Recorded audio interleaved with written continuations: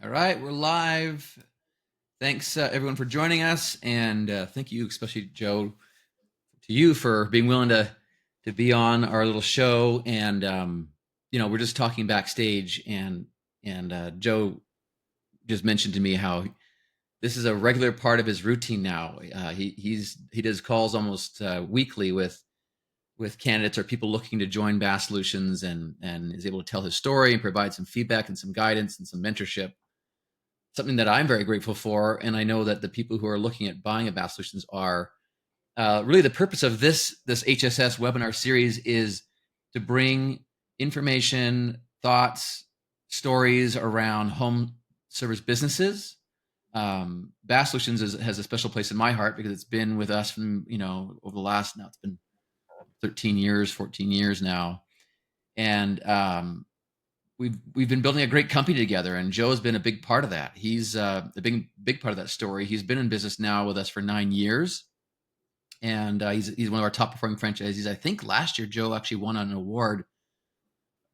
Was it the fastest growing, or I can't remember. Was Joe? We Yeah, won the franchise of the year actually for Bath last year, so yeah, we were very franchise happy of the about that. year award last year, which is just awesome. I mean, you deserve it. So just as a reminder for all those who are listening, we've got the Home Service Summit in-person event happening starts November 6th through the 10th. It's going to be in Orlando. We've got about 700 attendees registered for this event, which is a pretty big increase over prior year. Really excited about this event. It's it's 4 days, back-to-back learning sessions, networking, hearing from the best, learning from the best, and getting inspired. And we call it the summit because we want to make it the highlight of your year, where you get to think about where you're going and what are the challenges your business is going to face. And I know that Joe's going to talk a little bit about some of the challenges he faces as he's grown this year. We talked about last year doing about 6 million, this year doing about 8 million. And, finding ways to grow a business of this size is not easy. And so we're going to talk about that as well. So the format's really straightforward and simple. For all you listening, there is a chat button on the far right, I believe, of what you're looking at. And you can go ahead and enter that chat. Feel free to ask any questions at any point in time that you would like either Joe or I to address, and I will make sure they get answered. And but I'm going to go ahead and guide the conversation for now. I'm looking forward to hearing about Joe's story, and so let's go ahead and jump in with that. Joe, tell us your story. Where were you before Bass Solutions? How did you hear about Bass Solutions? What made you decide to buy Bass Solutions? And just kind of take us through that first part of what got you into this business.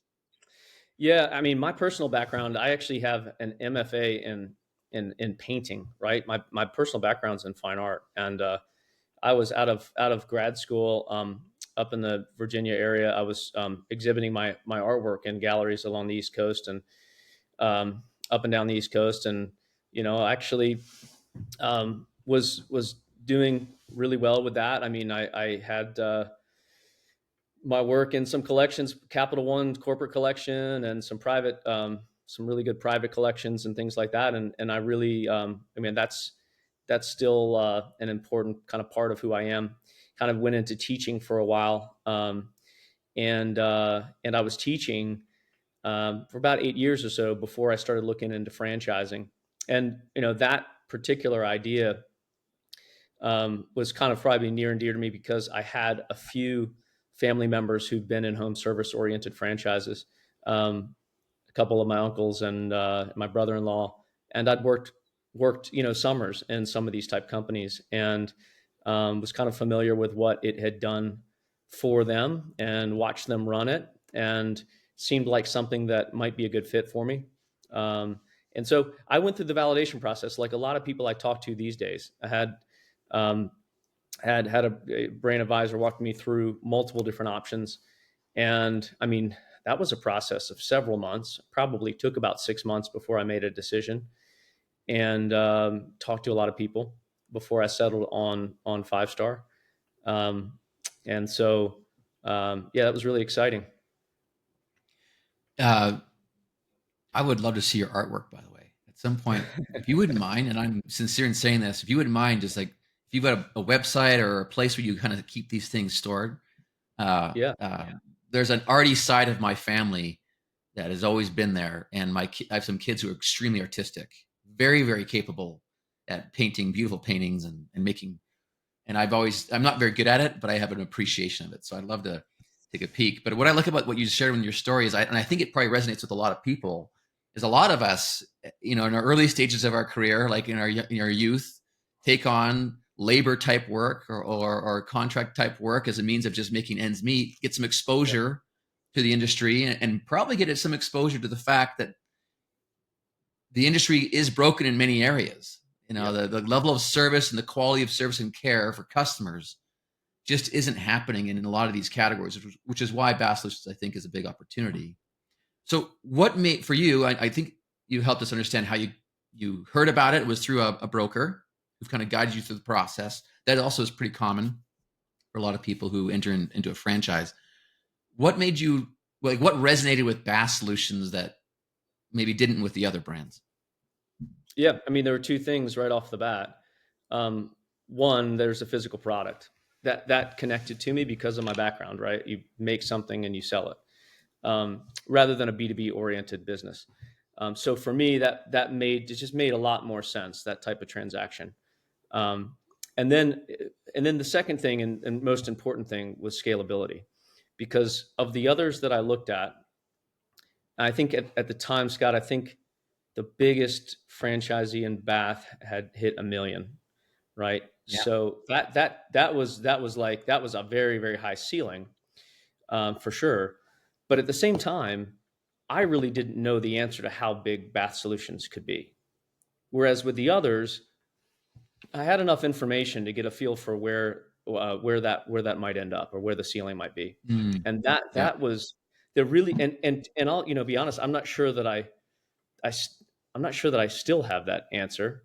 I mean, I'm a lot closer to understanding that, and I have a lot more data, yeah. right, to make decisions based on that. But um, that's really the biggest mover for Bath Solutions for me, and I'm fortunate that that turned out to be true Mm. of this business.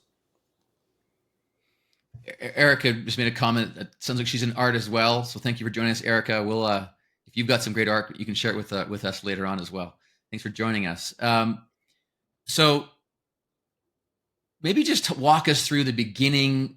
Like you selected Bass Solutions as the concept you wanted to partner with. Sounds like it's because you just didn't know how far. You didn't know what the ceiling was and how far it could go. And clearly, you're finding new territory yourself. I mean, at $8 million a year in revenue, you're among our very top of all of our owners, and you're expanding everyone's horizons by doing that. Whenever someone achieves something great, it actually unlocks something, in my view, for everyone else that's part of the community, because they see what could be.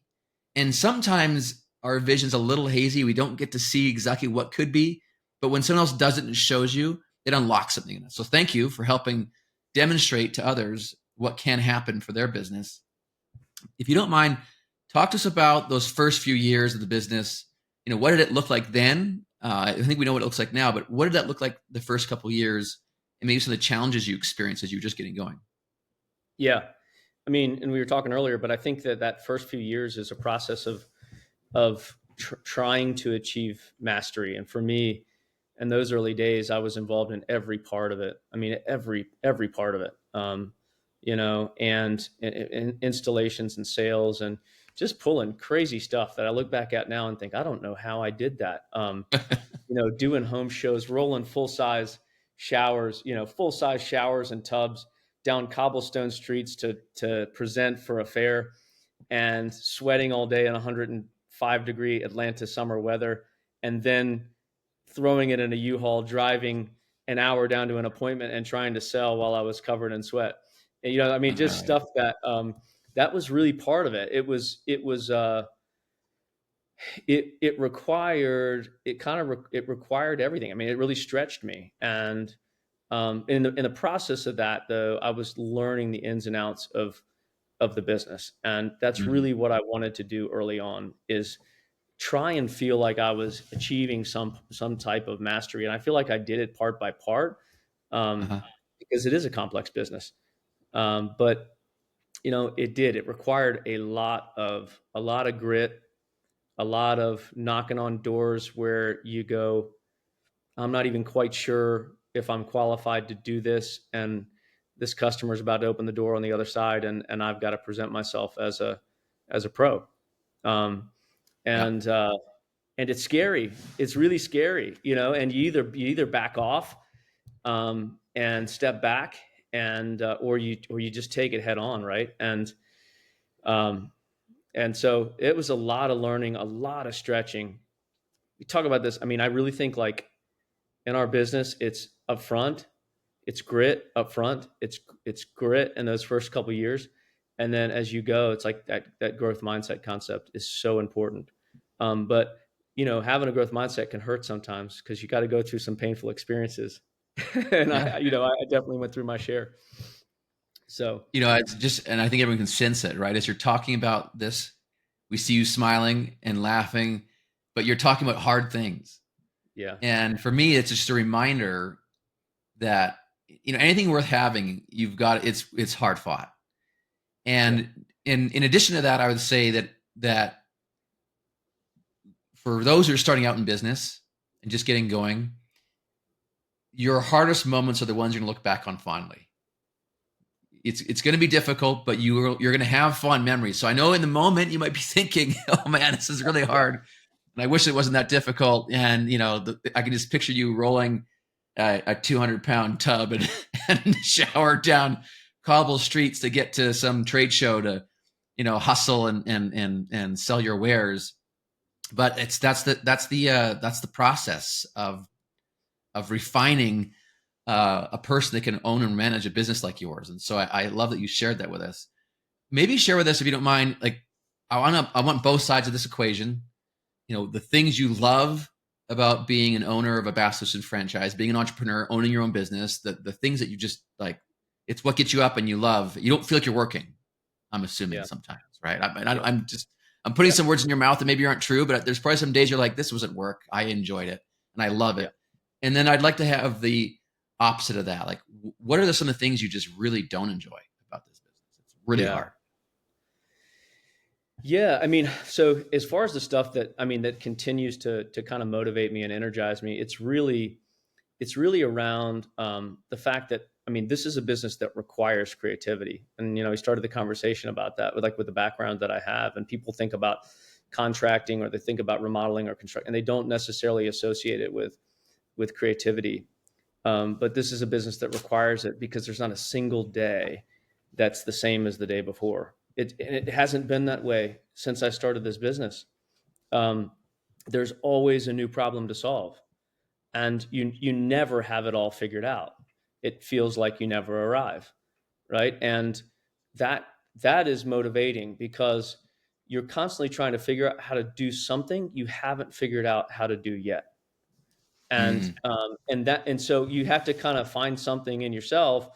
And I mean, look, and I think that's one of the challenges too, right? Is that when you get into a business like this, um, sometimes you come up against certain facets of your business and think, well, that's not me. I don't have that skill set. Or, like, I can do this, but I just can't do that, right? But you don't find that out until you do it.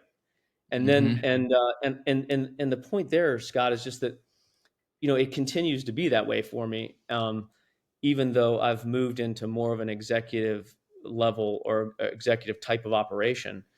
Um, and so I love that. I love the constant problem solving. I love the fact that we still have major marks to hit. I mean, we had a record month here in October that we just closed last night, um, and What'd you do? that's What was your revenue in October? well, it was I love right at celebrating about records. 930,000. Um, Wow. um, and so, Congratulations.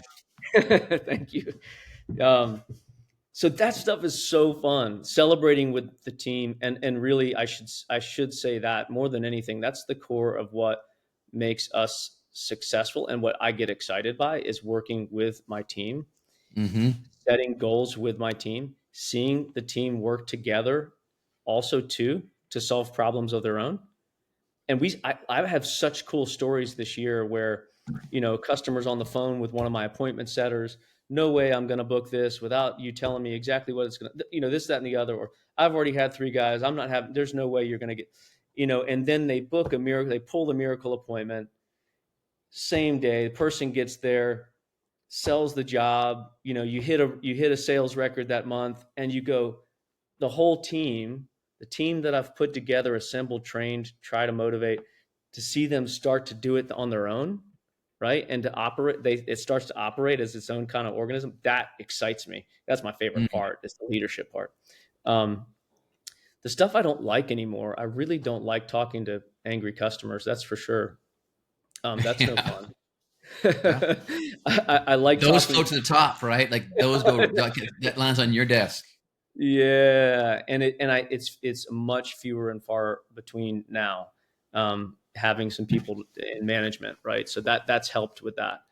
Um, and I don't like when I have to get caught in the weeds, which again I don't do very often. But just sort of the little stuff of, oh, this person, we forgot a shelf or a niche, and someone's got to go back and clean up some. I don't even want to know about that stuff anymore, and most of the time I don't.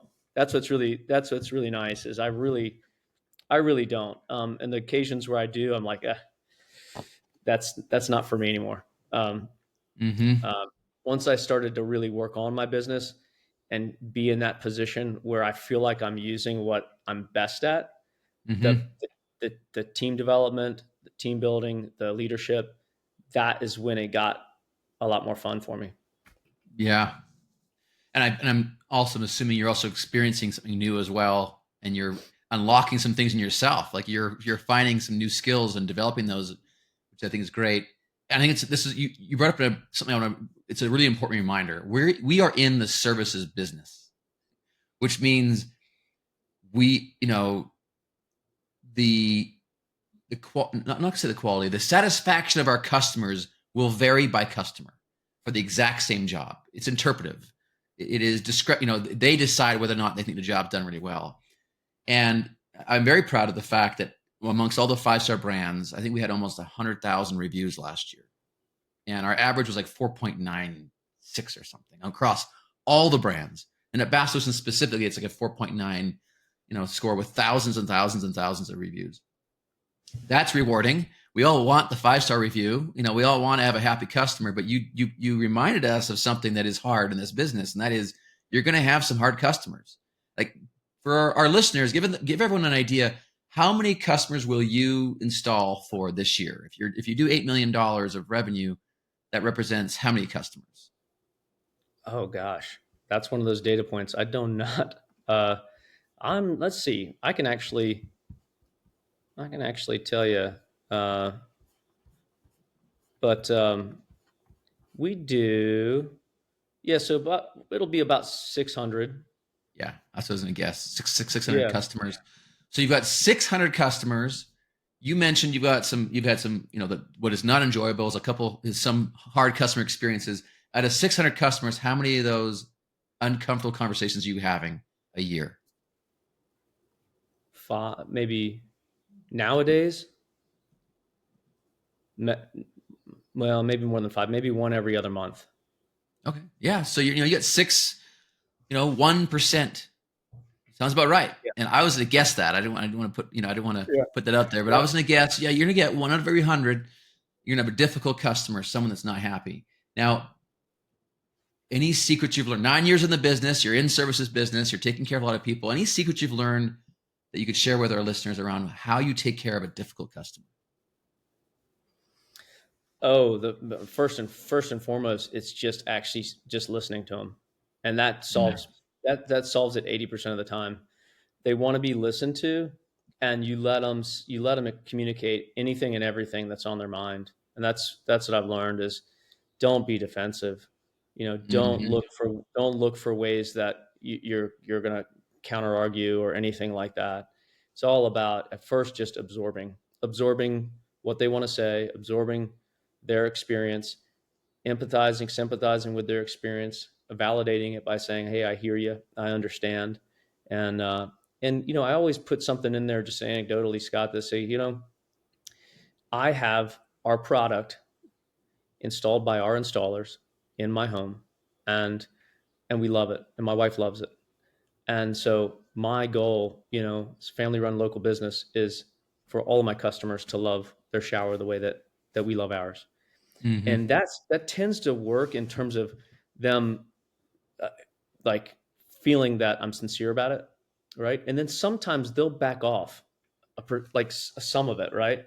And it Yeah. turns Okay. out to be an easier solution than it started out as. The problem shrinks, and Yeah. then you can solve it. But before you get on that phone call or before you sit in front of them across the table, um, it can sound insurmountable because the response from the customer can be, um, volatile, right? So Hmm. sometimes it's valid, sometimes it's, a lot of times it's not, but it doesn't matter. Like, that's their experience, right? So, Yeah. and it just, that's their experience, and we want to provide top. I want them to love it. I really do, right? And that hasn't gone away. I still want that. That's the win Yeah. for us. I'm going to share something that it was in my undergrad. This is like a century ago, but it was a study that was done on a services business. I don't remember which hotel. I think it was the Ritz, but don't quote me on that. And what they did was they surveyed all the customers and in terms of their satisfaction level with their hotel stay. And they had an average score of like, it was 8.5. It was still in the net promoter range. People were happy, but it was not, a 10 out of 10 on average. So what they did is they screwed things up on purpose. So they did something every time with the customer, like, the pills were missing, or, there wasn't a glass, or there wasn't a cold glass of water in the fridge like normally, or whatever. There's something that they did that they messed up intentionally for those customers. And then when the problem came up, they went over and above in solving the issue, and their average score moved to 10 out of 10. Wow. So I bring that up because it's a reminder for me, and always has been a reminder, and it's an attitude I have. Every challenge in life represents an opportunity. An unsatisfied customer is actually an opportunity in the making. You can take that person and move them from a 1 to a 10.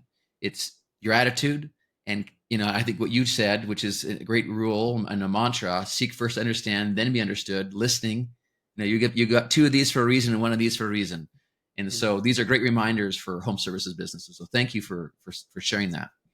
I want to come back to, once again, these earlier years, because I think a lot of owners who are listening to this or are considering getting into business for themselves are going to be thinking about this.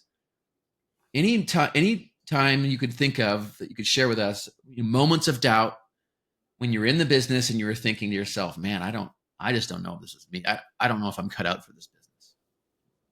Yeah, I mean, I definitely had them. I definitely had, most of it. A lot of it was related to production, the complexity of it.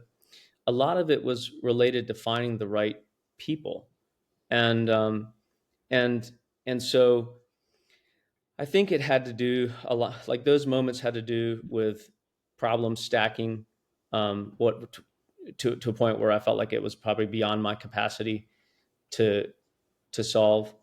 Um, and you know, also, like, one of the things that we work through in this business is like material, labor. Marketing in our business is quite expensive, right? So you get used to. When I was in the validation process, I asked one of the existing franchisees, I said, what was one thing that was brand new to you when you got into this? You just hadn't experienced before. And he said, just the large amounts of money that go out and in, right? And that was something that was, took a lot to learn too, because you feel like you'd won, right? And you finally had one part of the process completely drilled down, the installation process, and then the sales team or the salesperson would have a bad month, or you'd try a new marketing partner. And back then, the marketing, we were really experimenting. I mean, we were Mhm. experimenting with a lot of things back then, in those early days. And you take a risk, and just spent $10,000 on a lead source that was useless. And so that was really what would put me in that position, Scott. Is just feeling like, okay, I figured this part out. Now I'm gonna take a step forward, and then some other part of the business would present a new problem that I hadn't encountered before. And so I felt like it was like, you were given like the chassis to a car, and I was like putting on the parts. Eventually I was going to start it and it was going to go, and I'd get one part running perfectly, right? And then Yeah. I'd have a flat tire. And so the whole point in those early like first 2 years especially was getting getting the car moving forward. Right. Mhm. That's what I always visualized, right? And but it felt like a Pinto at first, because I'd get a half mile and then I'd end up with a busted tire. So I think that was that required, and going back to that grit thing, is that you know because I kept butting up against the fact that okay, I thought I'd mastered it enough, but no, I actually still haven't solved these other two things, right? And I Yeah. wouldn't have known it unless they presented themselves. Um, so getting the whole machine going so that it was just running, right? that was a real challenge, and it tested me for sure. It tested my patience. It tested my faith in what I was doing.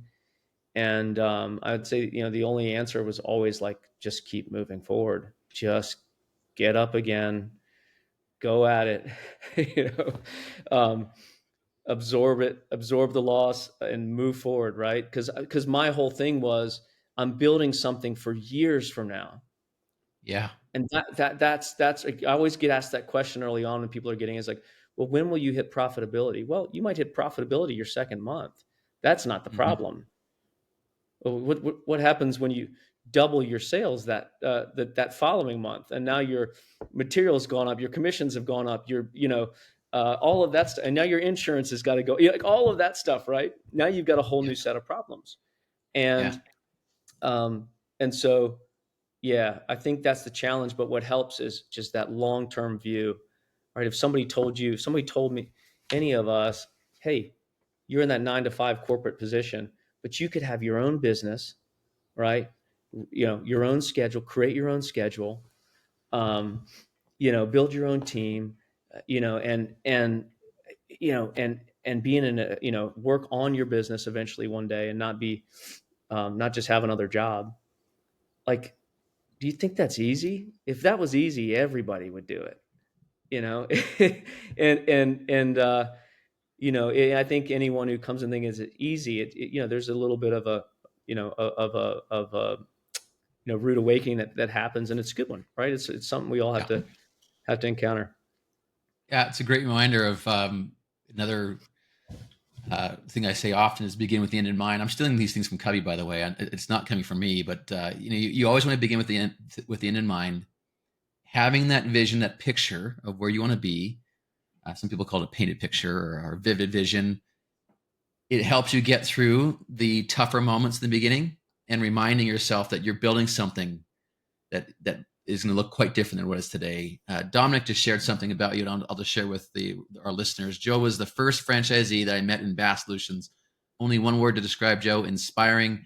Whether he realizes it or not, there's so many individuals in our network that look up to you and tune in when you're speaking. We're lucky to have you as an owner. Yeah, and I couldn't agree, Dominic, and thank you for joining. Appreciate that. Um, you hit on a few things I want to just dig into for a little bit, and that is, you've got to manage a lot of different things. You've got the installers, you've got salespeople, you've got the top of the funnel marketing costs. If you don't mind, just dig in a little bit to us by the numbers.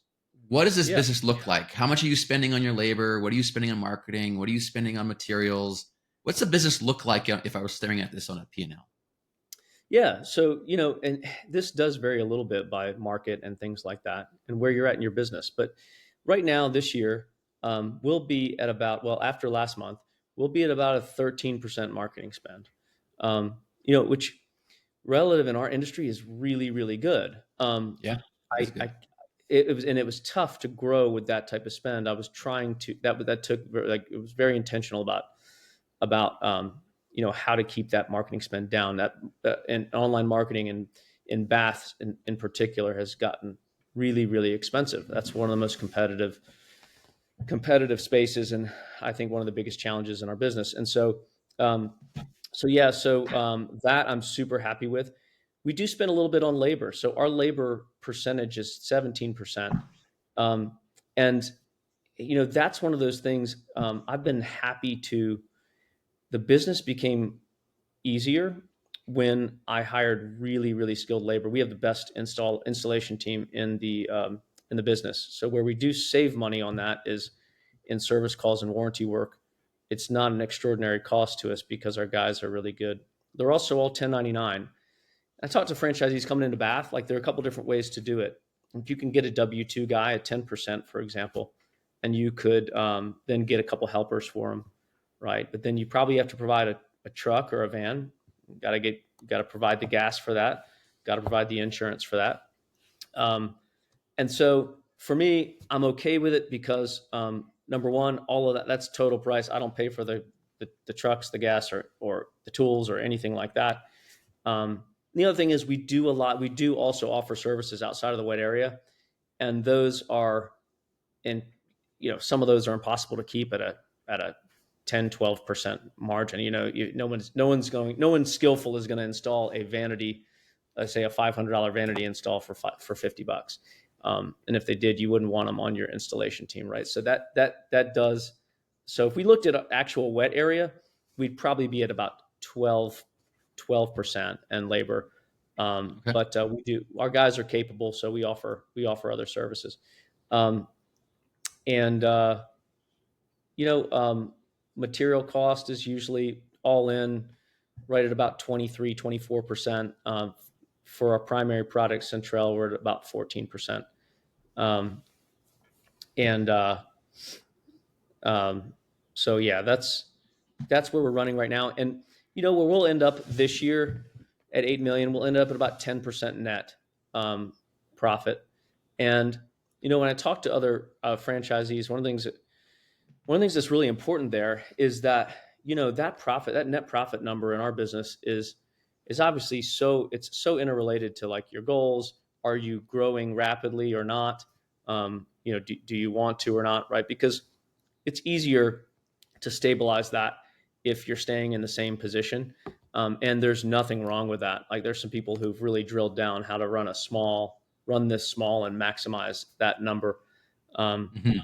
We are trying to keep it healthy while still pushing forward and growing. And, there's no doubt that growth does have cost associated with it. So Yeah, I think let's talk about that a little bit, because you're building a business that's doing 8 million. That's going to look very different than a business that's doing 500,000, right? These numbers around marketing and labor and materials probably going to be the same for most owners, I'm assuming. Those don't change a lot. Maybe marketing goes up a little bit, or maybe it goes down a little bit because you're not spending as aggressively. Uh, but you've invested in a team, which you alluded to earlier. You've built a team that's building this business with you and for you. Would you mind just talking about who these aces in their places are? Who's helping you run you've got installers. We talked about them, and there's some very capable talent out there doing that. Who else do you have? You have salespeople. Are there people managing those salespeople? Do you have, yeah. ops managers? Give us a feel what that looks like. Yeah, I'm really in a general manager position right now at this stage. And so, but really my focus is more on marketing and sales. So the production side is run by our office manager, Brooke, our field manager, Quinnen, and our project manager, Kyle. And so they're collaborating. Quinnen is doing all of our measures. So every job that's sold, he's contacting the customer and going out and making sure that order is correct. And then Brooke is handling all of our invoicing, financing. She's scheduling all the jobs as well with customers and handling customer communication, and some of the ordering. And then Kyle, our project manager, is handling the bulk of the ordering, training the installers, supervising the jobs, and also service calls as well. And we're kind of in a place with that production team where we're really maxing out what they can do. I like to do that before I hire anyone else. I like to make sure everyone's really, like, we're really using the resources we have. They're all very good at what they do, and in part they've been with us for a few years, right? All of them, so they know the ins and outs of the business. Very rarely have to ask me questions now. And we've got 5 reps. I'm very proud of them. This is the first month. 3 of the 5 sold over 200,000 last month. Wow. And we've just focused on the way we've handled those guys, Scott, with sales and production, is some folks in our business, and there's nothing wrong with this approach, but take kind of more of a shotgun approach. You hire 15 salespeople if you only need 7 or 5 or whatever, right? You hire way more installers than you need. We even have competitors in our town that do that. And what happens is some of the best come to us because they don't get rewarded for their achievements. And when I started having some of these top installers, for example, come over, the big difference with us is that you're going to get rewarded if you keep your reviews high and your service calls low. We're giving you more work. You're going to make more money with us, and they're making more money with us than our competitors. Not necessarily because we're paying more, because we're giving them more work. Where in the other businesses, they were get the same amount of work no matter how well they did. And Mm, uh, and so I tell them, say, I promise you, we're going to book you up first. We're going to help you achieve your goals first, right? hmm Because and that's for the sales reps too. So if they're doing what they need to do, close at the rate they need to close at a healthy percentage, then um, then I want to make sure that we're feeding them before we hire a bunch of other folks, right? And I think that has led to some real buy-in on their part. All right. I think it's important that all of them feel their impact on my company. Like I tell them all the time, like, you can't come to this company without this company being influenced by what you do and achieve. Like you will see, and will recognize what happens here. And but also just as important as our call people, we have an appointment confirmer who also puts all the data in the CRM, but also two two callers full time that just call out raw leads. And what we do is we've got chats for all of them. We've got a sales chat. We've got a call confirmer chat. And all day long, you're going to see little text, hey, booked lead, blah, blah, blah. Hey, I just talked to Miss Smith and, you know, she said, no way I'm going to book, but I got her to book, and because we want that activity, right? And every time a sales coming through, hey, welcome, Mr. Johnson. You just sold him a $12,000 shower in Hiram or whatever, right? Because we need that energy coming in daily, and we mm, need other people constantly going, clapping their hands, going, way to go, right? Keep it going. And um and so I think like all of them feel like, hey, we're doing this together, right? And everyone sees what you're doing. That's yeah, important because, man, you know you can get, especially in the sales rep position, it can feel lonely out there. You're driving around all day by yeah, yourself, listen to podcasts, right? yeah. So yeah. No, creating community, creating a team, making people, having people be part of something like that is so important. You hit it. You hit the nail on the head. You mentioned, you said, I think, the words healthy close rate for your sales reps, the 5 sales reps that work for you, and a couple of them are breaking 200,000 in a month, which is phenomenal. Congratulations on that. What is a healthy close rate? What's your expectation, and what are you achieving in terms of a close rate for your sales reps? Yeah, our team this year will be right at about 30. And we've had highs, over 40, and then we had some low months, but we'll average out at about 30. Um, and we have high flyers, and it's not evenly distributed, right, in terms of output, but just overall team. I think one of the things that's been a challenge there too is that the more your team grows, the harder it becomes to keep that number up. I could cut my team down to 3 and be at a 45% close rate, right? Um, but I'm okay with 30. And even at 30, we made a big push this year to just increase our closing percentage by a couple percentage points this year.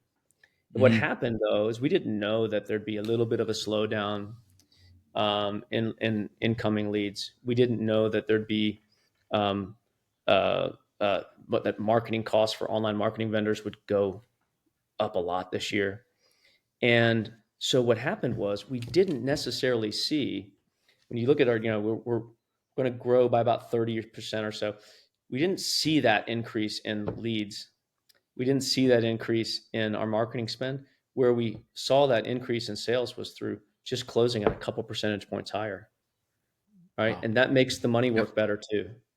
Yeah. Um, It so costs a lot to make the phone ring, as you mentioned, right? You're spending 13%. Like you got $1 million budget you're working yeah, with right now on marketing. It's a lot of money you're spending. yeah, It's a lot of money you're spending. And so um, you spend a lot of money to make the phone ring.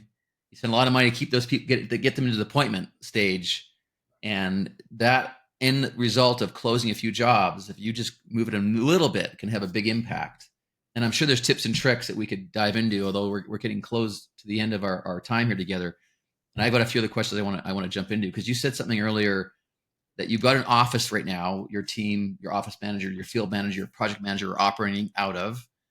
hmm How at the beginning were you working from home? hmm And if you did, when was the right time, revenue size of business for you to get your own office? yeah. I was working from home and didn't have a garage, so they were dropping these 8-foot pallets in my driveway, and I put one of those little steel sheds up in the backyard, and it was like I think it was illegal to do that, so I just closed the fence so no one could see it, and and it was really muddy getting to that steel shed. Statute You of know, you limitations. It's been 5 years. It doesn't matter. yeah. And you can do that. I mean, you could actually do that in this business and have one salesperson and or sell yourself and have one installer, and there's nothing wrong with that. Um, I do feel like, to be honest, that as soon as we got a legitimate office, and it was puny and it was in a real bad part of town, but as soon as we did that, it did help. It helped me move to where I wanted to go because interviewing became easier. Our business had a sort of legitimacy to it when it came to hiring the kind of people that I wanted. And we're on office number 4 now. I think Oh we'll wow. be here for a while. So there's been a lot of movement there. Um, but I do think, honestly, I'm a big proponent of that. I'm real proponent of getting, even if it's small, getting a space, um, because I just think operationally it saves you some time. It just adds a sense of legitimacy to it. It gives you somewhere to get up and go in the morning. So uh, I definitely advise it. And I'm not there 9 to 5. I mean, I'm there. I'm kind of in and out of the office. In fact, I Right. intentionally didn't build my own office in the new one. Um, the admin people have their office. I don't. I come sit at the table for a few hours and then you know go about my business. Yeah. Yeah. I mean, you said earlier, some of the perks of business ownership is flexibility and owning your own schedule, and you get to decide if you want an office or not. And you just did it. Right. So that's Yep. that's great. Yep. I love that. Office number 4. How big is your office today? It's about 5,000 square foot. And how much of Um, that is warehouse to handle your products? Most of it. Yeah. Yeah. Okay. Most of it. We So have it's a like a tiny flex little space. showroom. Yeah, we've got. I mean, the office is big enough we've got plenty of room for our sales meetings and a smart board up there for training and things like that. And a small, actually, we've got 2 demo showers in there. So when customers swing by, and sometimes they do because we do have a road facing sign. Sometimes we'll get random drop ins, so they can Hmm. check out what our showers look like. Um, but most of it's warehouse, lots of pallet racking and room for our forklift. And the shipments have gotten big these days, so we gotta have we gotta have a lot of room. So I want to come back to the marketing channels. You mentioned you're spending, like we said, it's close to $1 million a year on marketing. What are your favorite channels? What are the ones that work really well? What are ones that you're testing and you're still the jury's out on? What would you share with us there? Yeah, HomeBuddy's been our most important lead aggregator. They just they're our target customer. They know how to find our target customer. They are the most expensive. I mean, they understand their value in the market. And the whole key with them, gosh, I think we sold almost 300,000 last month from just HomeBuddy. And while it's expensive, the whole key is making sure that you're farming those. I mean, because with online marketing, it feels like you're just scattering seed, right? And sometimes people say, "Well, I'm not getting my return," and I felt that way until I really had skilled, folks calling out, aggressively calling out. Um, because what we find is that with some of these aggregators, they need a little bit more long form conversation. These are Mm, people that really, they're not necessarily going to turn around and book.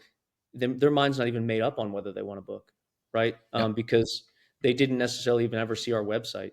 So that getting someone friendly on the phone, and someone who's constantly reworking that list, even going back and working leads from months ago, following up with them. Hey, this person said call me back in November, and we are right. And we got sales this month from people who said, hey, call me in a couple months, and we just kept in touch with them.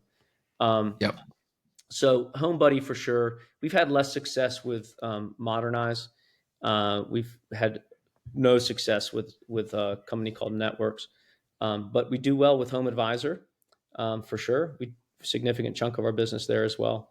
And there's a brand called Home Solutions that offers a smaller chunk of leads, but they're quality. So we like them too.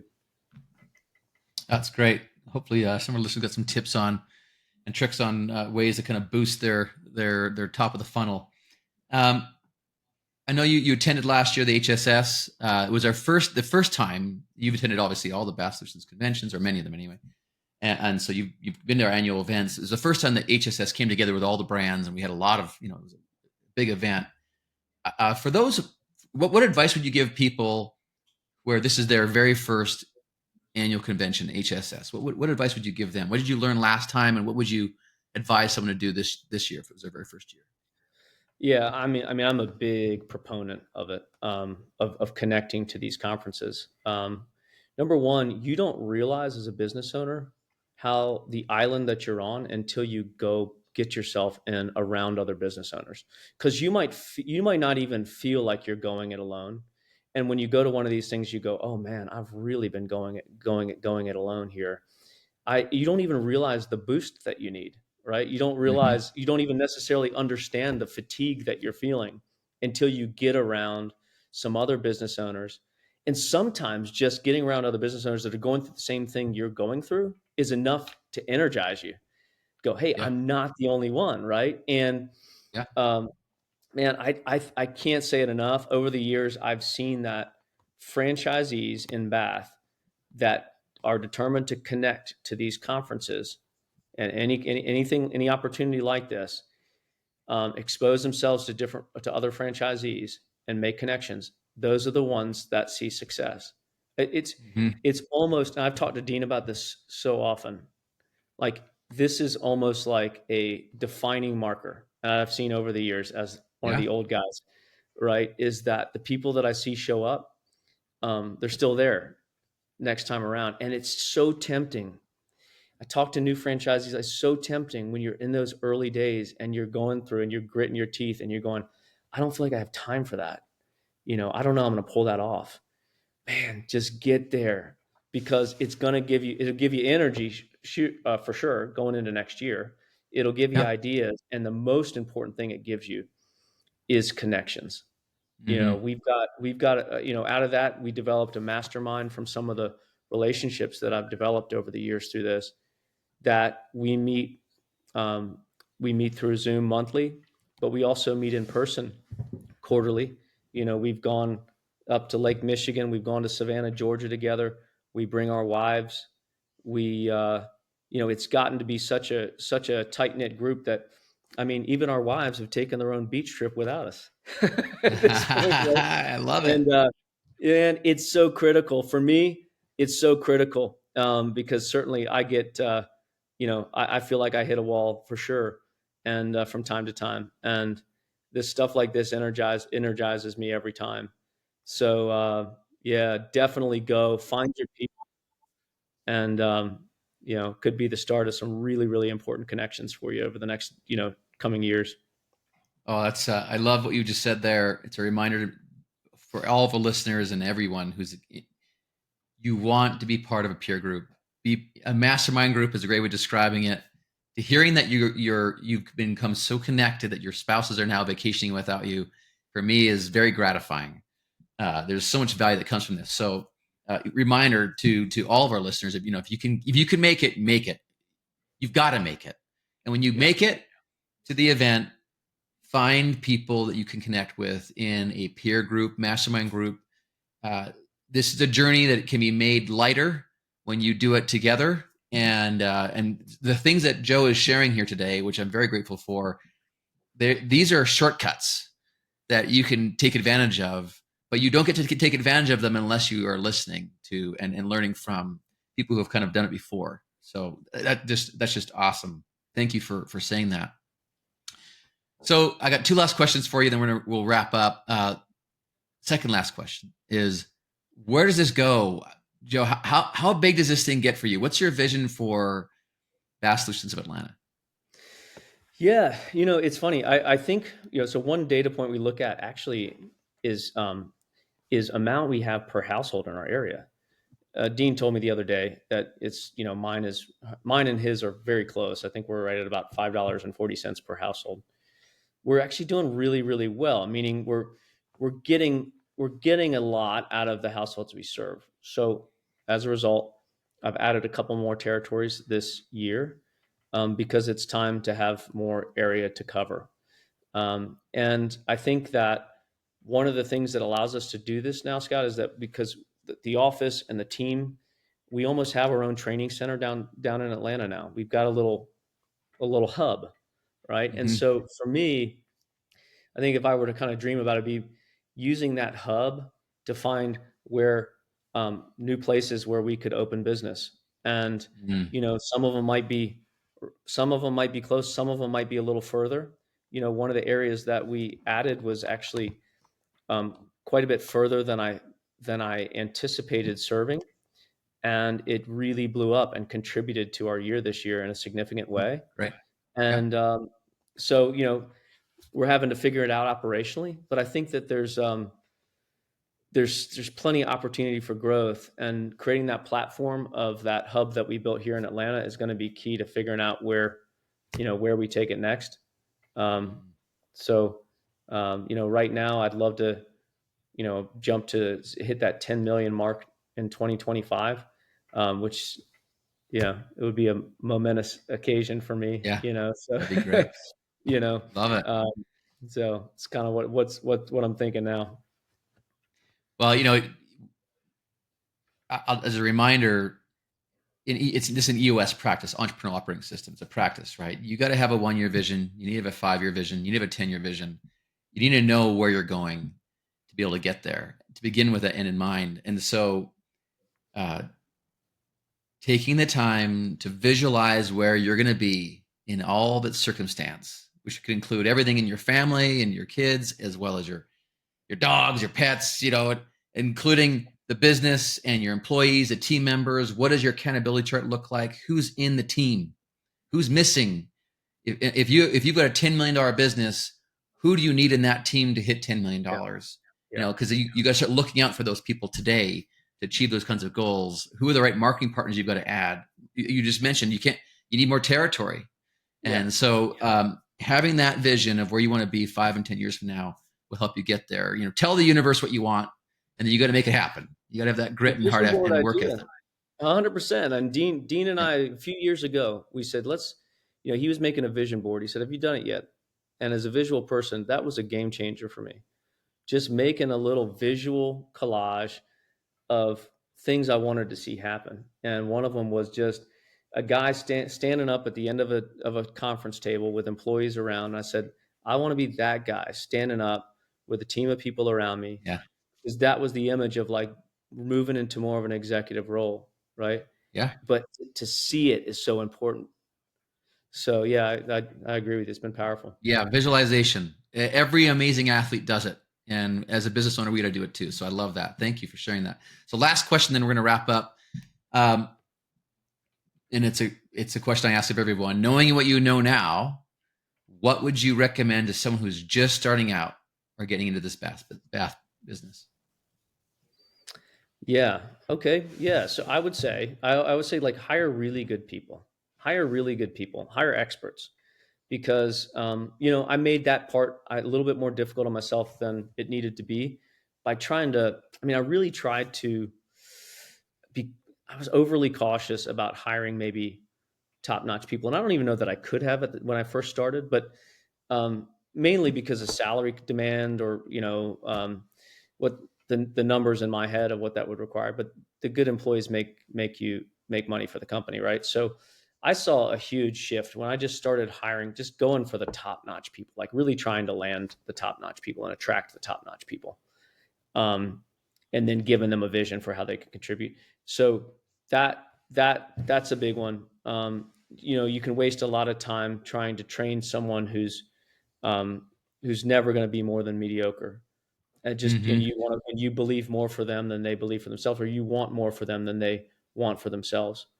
Um, Yeah. and I've learned the hard way that you know I can train, teach, and motivate people, but I can't change someone if they are satisfied with mediocre results. Um, if they're just enough type person, I can't ever change that, and I can't ever train that out of them. So hire top notch people, um, and I'd say just like commit to mastery, and understand like you're not going to have it all, and it's a process. You're not going to know it all to begin with, but just commit to that process of mastery, um, because it really will pay off eventually. Yeah. So Yeah, those are two golden nuggets for our listeners. And thank you so much, Joe, for joining us. I look forward to seeing you in a few next week at yeah, HSS. yep, And thank you again. absolutely. Thanks, Scott.